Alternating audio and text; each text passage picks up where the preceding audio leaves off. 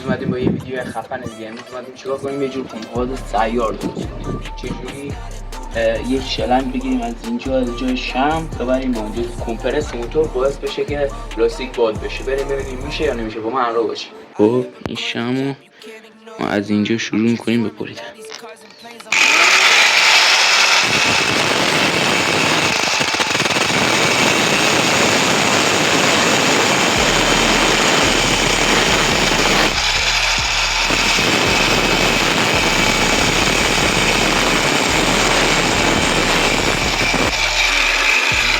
قشنگ میشه دیگه.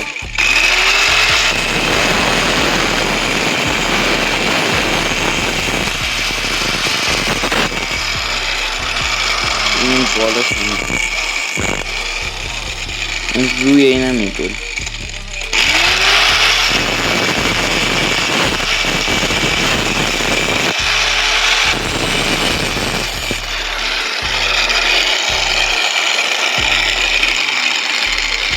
خب اینو نکنیم اینجوری ضربه میزنیم از این در بیاد.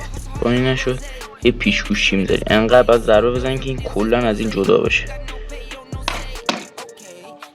خب اینجوری که بریدیم، اینجوری که شد، این قشنگ سوماده میزنیم. بعد به چیز برنجی نیاز داریم، اسمش نمیدونم چیه، به شلنگ بس میشه. این ورش هم رزوه داره. جا رو قشنگ سوماده میزنیم، بعد لعی میکنیم. قشنگ سوماده میزنیم، بعد واسه لعیمش میه. خب اینو ما لحیمش کردیم. خودم فکر نمی‌کردم انقدر خوب باشه. اینو من گذاشتم رو گاز با خوبیه که اصلا نشد اونجوری که می‌خواستم. اینو گذاشتم روی گاز، گرم که شد بعد خاموش کردم گازو، گرفتمش لحیم زدم. بعد یه دونه ما شلنگ می‌خوایم. شلنگمون نمیدونم پلاستیکی اسمش چیه، متری 10,000 تومانه. فقط میدونم یک دونه از اینی که سر ترومبه میخوره، از این آهنیاشو بگیرین خیلی بهتر و از اونو میخوره. اینو باید بزنیم داخل این، با فشار اینو باید گرمش کنیم بزنیم. خب شمعو باز میکنیم دیگه، تکمیلش بده. شمعو باز میکنیم،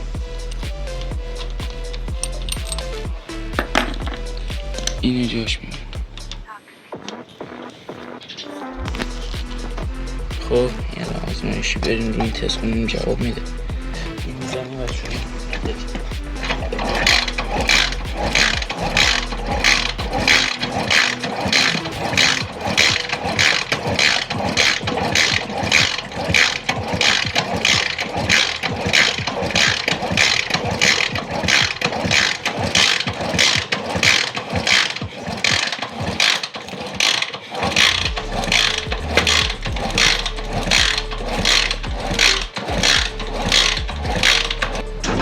ما این هر کاریش کردیم باد نشد. تو یه دونه هندل ول میکردیم کل باد خالی میشد.